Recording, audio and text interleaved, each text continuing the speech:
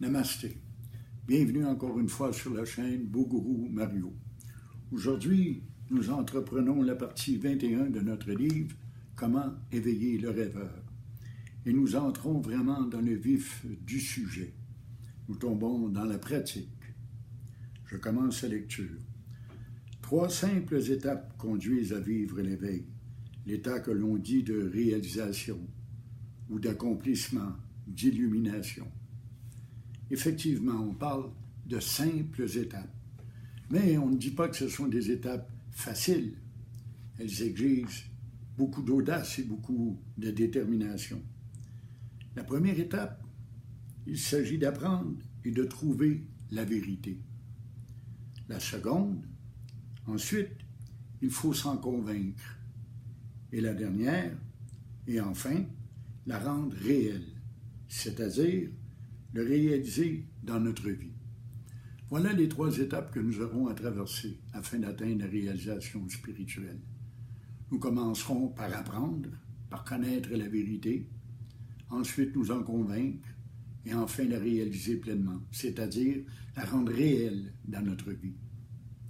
Voilà les étapes qu'il nous faut passer. Dans certains cas, le simple fait de lire ou d'entendre la vérité une première fois sera suffisant pour atteindre l'illumination. Effectivement, vous découvrirez sans doute dans la littérature spirituelle qu'il y a de ces cas de réalisation qu'on pourrait qualifier de spontanés. Il y en a qui n'entendent la vérité qu'une seule fois, sans avoir à traverser par ces 3 étapes pour se réaliser pleinement et demeurer dans cet état. Il y a lieu de croire que depuis des millénaires, leur karma leur a permis de réincarnation en réincarnation de se préparer et de faire le chemin jusqu'aux portes de la réalisation, de telle sorte qu'il leur a suffi, dans cette vie présente, de lire ou d'entendre la vérité une seule fois pour se réaliser. Mais ne vous faites pas d'illusions, ces cas sont extrêmement rares. Pour la plupart des gens, pour les profanes, il faudra traverser ces 3 étapes et pratiquer longtemps. Et comme le dit l'auteur, ces cas sont bien rares. Il faudra lire et relire, écouter, poser des questions avant de saisir toute l'ampleur de la vérité. Pour s'en convaincre, il faudra du temps, plusieurs mois, voire même quelques années. Cela n'a pas beaucoup d'importance, en fait. Ce n'est jamais du temps perdu ou gaspillé. Le temps passé à étudier la spiritualité, le temps passé à s'en convaincre par les réflexions, ce n'est pas du temps gaspillé. C'est des pas que l'on fait jusqu'au sommet de la montagne. De même, pour réaliser cette vérité, des années seront nécessaires.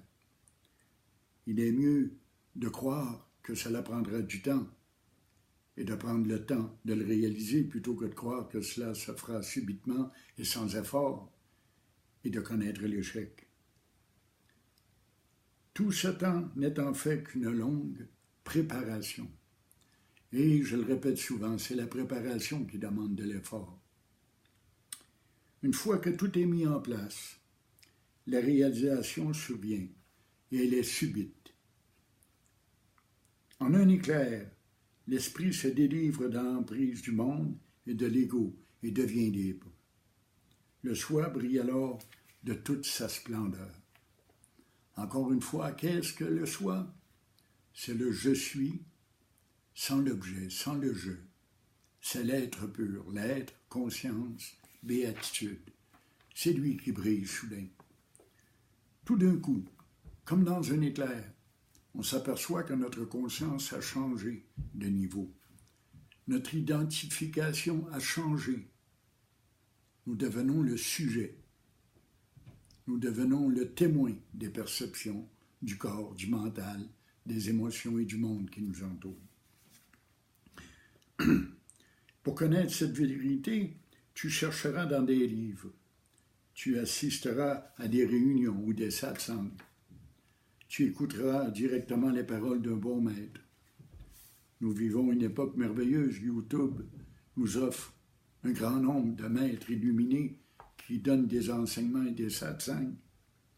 Pour t'en convaincre, tu auras à méditer, à réfléchir, à discriminer, usant de ton esprit comme un sabre tranchant pour diviser le réel du faux, l'illusion de la réalité. En effet, l'esprit a ce pouvoir de discrimination pour nous amener à faire la différence entre ce qui est vraiment réel et ce qui est l'illusion du mental. Je le répète encore, le mental n'est qu'un menteur, un rêveur, un illusionniste. Alors nous pouvons user de notre intelligence et de notre raison. Nous pouvons rationaliser, discriminer afin de séparer le vrai du faux, de séparer l'illusion du mental de la vérité qu'on apprend.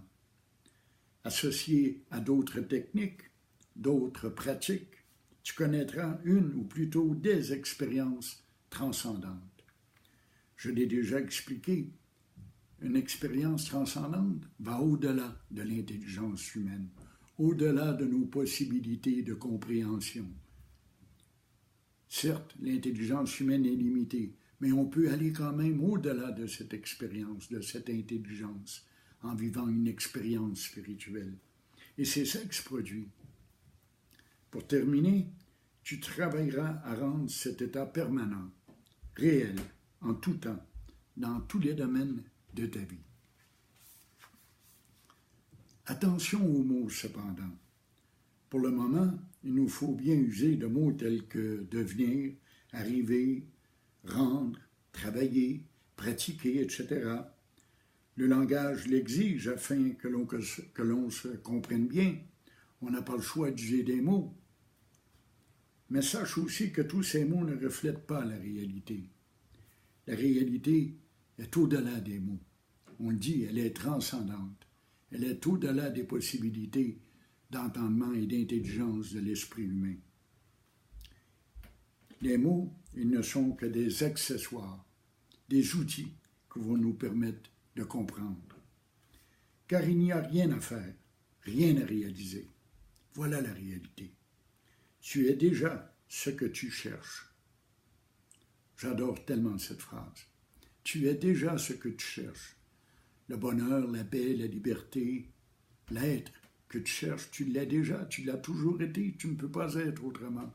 Tu es déjà la conscience universelle. Tu ne peux pas être autrement. Tu ne peux devenir puisque tu es. Tu es déjà rendu. Tu es déjà au sommet de la montagne, mais tu l'ignores. Dans un sens, tu sembles souffrir d'une amnésie spirituelle. Remarque que tout le monde veut devenir ou posséder. Nous avons grandi ainsi, nous avons appris ainsi. Nous voulons devenir riches ou encore nous voulons devenir populaires, nous voulons réussir, nous voulons devenir père de famille, nous voulons devenir quelqu'un de respecté ou d'important. Et bien sûr, nous voulons posséder toutes sortes de biens matériels, une belle maison, une belle auto, des jouets, toutes sortes de choses.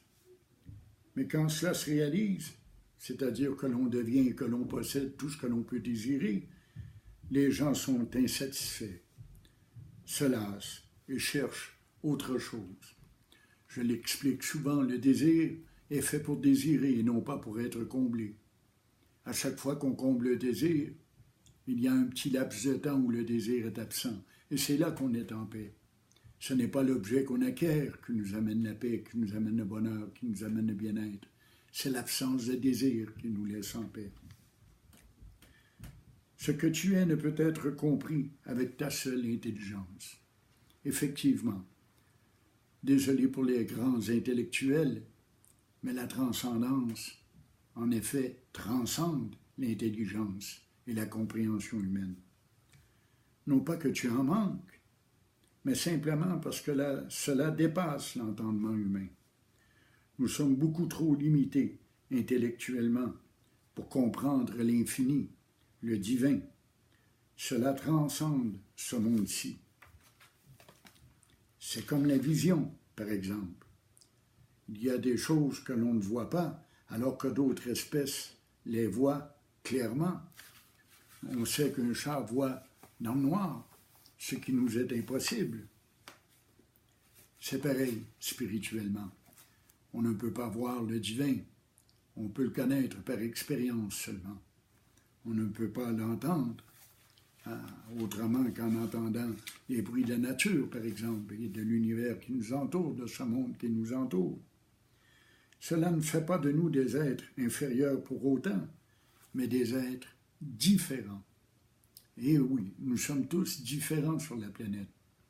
Il y a près de 5,5 milliards d'êtres humains, il n'y en a pas deux de pareils. Nous sommes tous différents et tous d'espèces différentes. Différents des animaux, des plantes, des minéraux. Mais nous sommes tous un malgré tout. On fait avec ce qu'on a. L'esprit, le mental, l'intelligence, la raison, la discrimination seront sollicités tout au long du chemin. Mais c'est lorsque tu les auras transcendés que la véritable expérience prendra place. Pas avant. Voyez-vous comment le chemin sera pénible et difficile? Il faut arriver à transcender le mental, aller au-delà de notre vision. Vous savez, admettons que si je regarde un paysage lointain, il y a un point donné où ma vue s'arrête, je ne peux pas voir plus loin. Eh bien, il faudra, par la pratique, arriver à aller au-delà de notre regard, au-delà de notre compréhension, au-delà de notre intelligence. Là où l'intelligence humaine se termine, commence l'illumination et la réalisation spirituelle. Cela peut sembler énorme pour le moment, mais il y a des pratiques, il y a une méthode que je viens d'énoncer, et il y a des pratiques nécessaires et utiles pour y parvenir. Ce n'est pas du gâteau, ce n'est pas du bonbon, évidemment. C'est de la matière solide. C'est quelque chose que nous devons réaliser avec entrain, avec ténacité, avec volonté, avec bonne volonté, mais surtout avec audace. Il faut avoir l'audace d'aller au-delà de nos possibilités humaines d'entendement et d'intelligence. Ceci peut paraître énorme, effectivement, mais c'est possible. Et tout être humain peut y parvenir s'il y met les efforts nécessaires. Et encore là, faites attention aux mots. On parle d'efforts, mais dans le fond, il n'y a rien à faire. Il y a juste à défaire. Je vous remercie pour votre écoute et je vous suggère de vous abonner à la chaîne Bougourou Mario pour d'autres vidéos.